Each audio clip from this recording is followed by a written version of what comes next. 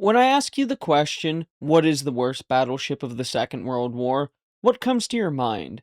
Is it something controversial like the Bismarck? Something a little more practical like an elderly battleship, like the Royal Sovereign class? Or something just completely out of left field, like the Soviet Ganget class? Probably not, but certainly a contender, being first generation dreadnoughts. However, when I think of that question, my mind turns to one particular group of battleships from a different era, the pre-dreadnought battleships of Germany. Yes, if you didn't know, during the Second World War, the Kriegsmarine used pre-dreadnought battleships for various different purposes, including helping start the Second World War. In today's video, we're covering why the Germans had these battleships, what they did, and why I consider them to be so terrible. The first question that needs answering is why were these vessels still in service? Well, following the Treaty of Versailles in 1919, the new Reichsmarine was restricted in what ships they could have in service. According to Article 181, Germany was limited to having in commission 6 pre-dreadnought battleships, 6 light cruisers, 12 destroyers, and 12 torpedo boats. Any surplus had to be put in reserve or converted for merchant use. We're taking from Aidan Dodson in the Kaiser's battle fleet, German capital ships 1871 to 1918, he writes, in the autumn of 1919, the 6 battleships foreseen as the future German battle fleet, Hanover, Schlesien, Schleswig-Holstein, Braunschweig, Hessen, and Alsace, were towed from Kiel to Wilhelmshaven, while in March 1920, the Allies permitted the retention of an extra pair of battleships, as well as 2 extra cruisers, 4 more destroyers, and 4 torpedo boats, 30 in reserve with guns aboard. Article 181 had previously required that all ships in reserve be fully disarmed. The additional pair were Preußen and Lothringen, although both were laid up in their unarmed depot ship states, respectively at Kiel and Wilhelmshaven. Thus, all survivors of the Braunschweig and Deutschland classes, except Deutschland herself, which was sold for scrap, were available for potential service. However, resources were never sufficient to have more than 4 fully operational at one time, with neither of the ex-depot ships ever reactivated. Slowly but surely, each of the battleships returned to service. Some, as we shall soon see, were certainly in no condition to operate as warships. In this, we will discuss each of these ships, and looking at Schleswig-Holstein and Schlesien somewhat together, as their careers are similar. We won't delve too deep into Hessen, as she was converted into a radio-controlled gunnery target ship in the 1930s and survived the war. It was actually allocated to the Soviets post-war and saw service until the 1960s. Anyway, the first ship we will discuss is Schleswig-Holstein. This Linienschiffe, or battleship, was certainly from a different era, being part of the 1905 building program of the Imperial German Navy. Schleswig-Holstein saw service throughout the Great War and even participated in several actions, including the Battle of Jutland. Following the war, she was one of the outdated pre-dreadnoughts that the new Reichsmarine was allocated to keep according to the Treaty of Versailles. In the interwar period, she was modernized and taken from Dodson again. The new flagship had been more extensively modified during her 1924/1926 refit at Wilhelmshaven than any of the earlier ships, with her appearance significantly altered.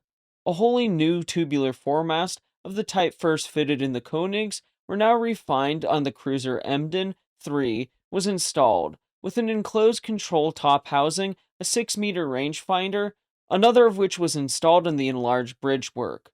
The mainmast was initially unaltered, but the top gallant mast was removed and the topmast reduced in height in 1927, while the searchlights abreast the forefunnel were moved aft to the forward side of the second funnel, the casing of which was consequently raised to the same level as that of the forefunnel. The after superstructure was much enlarged and extended forward to provide accommodation for the CNC and his staff. As regards the ship's armament, only the 28-centimeter battery was reinstalled. By the time that Schleswig-Holstein was due for a refit, all 88 extant 17-centimeter guns had been otherwise allocated. Instead, Schleswig-Holstein and Schlesien received a secondary battery of 15-centimeter guns, from batches originally allocated to Wittelsbach, Saarringen, Schwaben, and Loon. The former tertiary battery was reduced to 8 guns on the superstructure. The now usual 4 casemate torpedo tubes were also installed. On January 31st, 1926, Schleswig-Holstein relieved Braunschweig as fleet flagship, and she was paid off for the last time. In Schleswig-Holstein's interwar service, she was to train the sailors of the German Navy, and one of the key roles of the new Navy was showing the flag, so she ventured around Scandinavia and the Mediterranean multiple times, as well as trips to the Americas. She also received numerous refits that further modernized her appearance and weaponry, making her a useful asset to the now Kriegsmarine, of which on Friday, August 25th, 1939, the elderly pre-dreadnought battleship, Schleswig-Holstein, fired her guns near the port of Danzig, quickly followed by the German national anthem.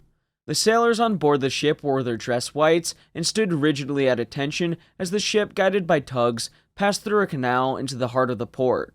On the waterfront, men, women, and children stood and watched as the ship passed them by, many of whom waved handkerchiefs and flags or even saluted the ship.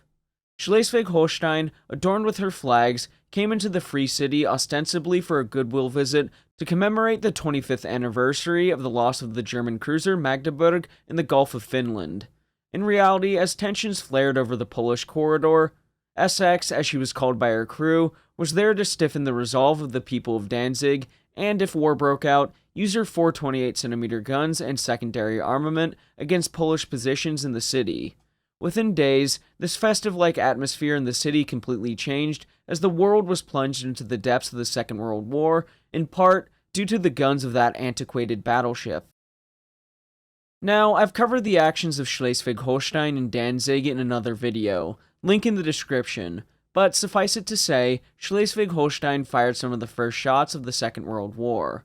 The battleship, having done its job in Danzig, was not finished with its part in the Polish campaign.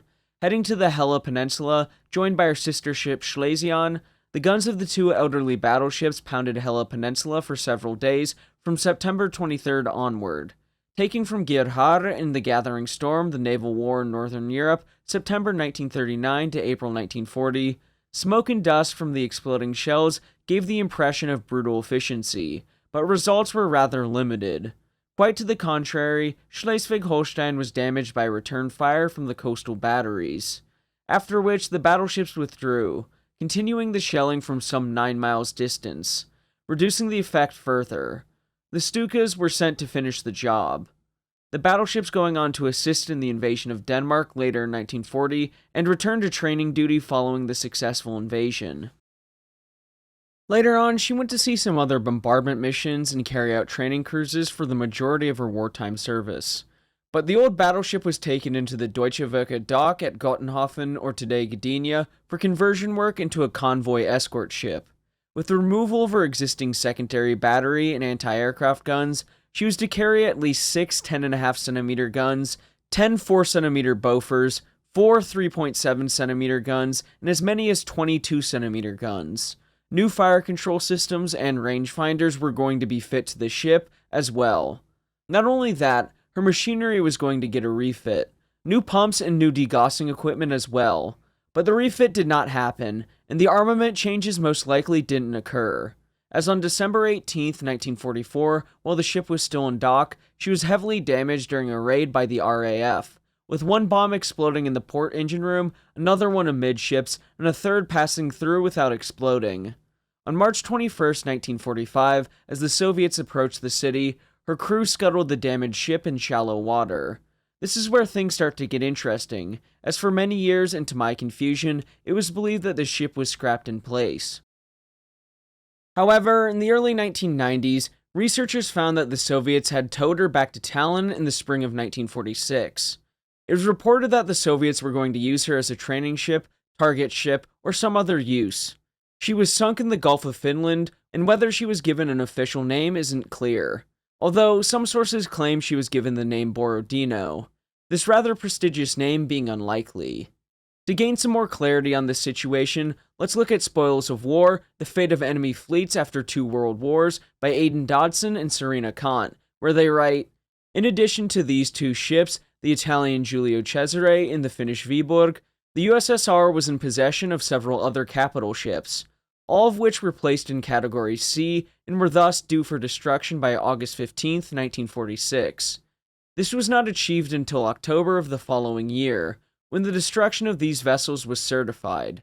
In the interim, the Soviet authorities had indeed toyed with the idea of retaining and repairing some vessels, with Schleswig-Holstein added to the Navy list in March 1946 and Graf Zeppelin in September 1945 as a potential trial ship for future Soviet-built aircraft carriers. However, their poor condition, leaving aside the international obligations, made this untenable, and all ships in question were directed in March 1947 to be destroyed. They go on to report that Schleswig-Holstein was beached in shallow water off the Estonian coast at the mouth of the Gulf of Finland for long-term use as a target on June 26, of which I believe you can still find some photos of the ship in the area. It's worth a Google. Finally, our last ship on our list is SMS Schlesien. Now, I won't go into too much detail about her interwar service. Just know she was the last of the battleships to recommission, and like her sisters, was modernized in terms of equipment, appearance, and machinery. I will also detail a little bit more of what Schleswig-Holstein did during the war, because their services were very similar. Where to get into her service in the Second World War, we'll take a look at Dodson again. Both Schleswig-Holstein and Schlesien undertook operations in support of the occupation of Poland before reverting to their training roles in November. Early war modifications included the addition of twin 37mm AA mountings on Schlesien's forecastle and after turret. January to March 1940 saw them undertaking ice-breaking duties, while in April they were used operationally once again during the Danish part of Operation Weser-Übung, the other part being the invasion of Norway. With the completion of these operations, the two ships returned to the Baltic, both being laid up in care and maintenance at Gottenhofen, Gdynia, in August. By then, their secondary batteries had been landed for installation in auxiliary cruisers that were being then fitted out. At that same time, Schleswig-Holstein also had all of her anti-aircraft guns removed for redeployment ashore in the defense of Hamburg, although Schlesien only lost her 37mm guns. Schlesien, along with her sister, were reactivated for icebreaking duties in January 1941 and then brought back into full commission in May as part of the preparation for Operation Barbarossa. In this, Schlesien and Schleswig-Holstein were deployed as floating batteries off the Danish coast to guard against any breakout of the Red Fleet in response to the German attack. This was a short-lived return to service, as Schlesien was laid up in October. Winter once again brought the elderly battleships back for icebreaking duty. Because of that icebreaking duty, Schlesien wasn't part of the spring 1943 order for the deactivation of all heavy ships in the aftermath of the Battle of the Barents Sea. In the spring of 1943, she received more guns as she was used in training duties once again. During this period, she was mostly stationary, although with some cruises. At the end of the year, with the sinking of the Scharnhorst, the reactivation of the Schleswig-Holstein was contemplated instead of the Schlesien, and it was decided that Schlesien was not as practical because Schleswig-Holstein retained some of her coal-firing boilers, due to the worsening oil situation. The oil situation wasn't the only thing worsening, as Dodson writes. However, both ships' careers as training ships would soon be overtaken by Germany's deteriorating military situation. The need to protect convoys in the Baltic from air attack led to both Schlesien and Schleswig-Holstein being taken in hand towards the end of 1944 for a major enhancement of their anti-aircraft batteries, as well as general modernization of equipment, including new generators, to serve as convoy escort ships. As refitted, Schlesien emerged at the end of 1944 with her four old 8.8cm guns on the after superstructure replaced by 10.5cm weapons with an additional pair abreast the bridge, and the light anti-aircraft battery increased. As mentioned in her section, Schleswig-Holstein was immobilized in December 1944 and, therefore, had no significant use. Schlesien, on the other hand, could be quite useful in the defense of the Baltic.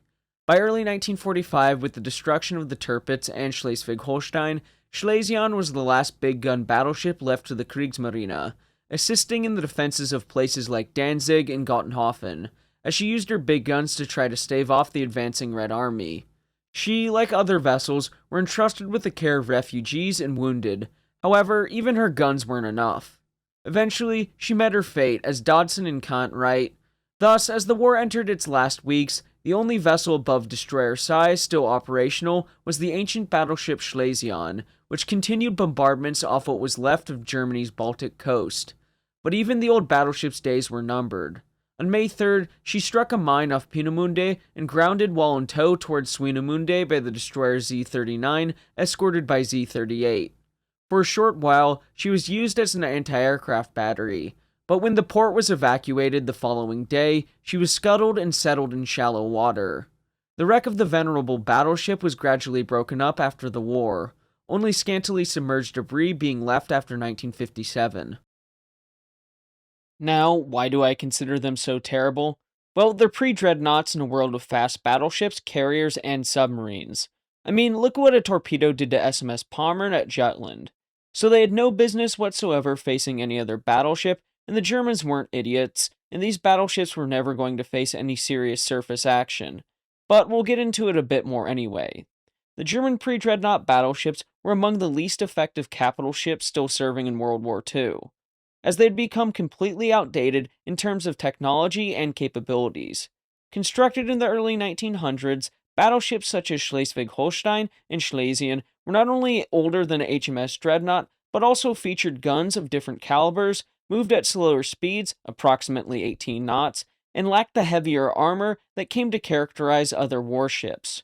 By the time the 1930s drew to a close, several significant developments in air power had occurred. Due to their low speed, they became an easy target for enemy forces. Their armor was no match for modern shells and aerial bombing, and initially they lacked adequate anti-aircraft armament. Consequently, they were not suitable for fleet action and were used for auxiliary purposes such as coastal bombardment operations and evacuations like we discussed.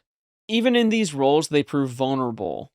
However, it is their involvement in the Second World War that makes them relevant despite their inefficiencies. As they demonstrate how scarce Germany's naval assets were, still they were decently useful assets nonetheless, just not in their intended role. The remnants of the Kaiser's battle fleet fighting in the Second World War is certainly an odd and interesting subject that rarely gets discussed. One thing I'll mention here at the end is the battlecruiser Goeben, as she was still in service in Turkey during this time and continued to see service into the 1950s.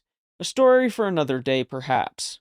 Thank you all for watching. Please remember to like and subscribe, as it'll help the channel to grow. Until next time, my friends, have a great week.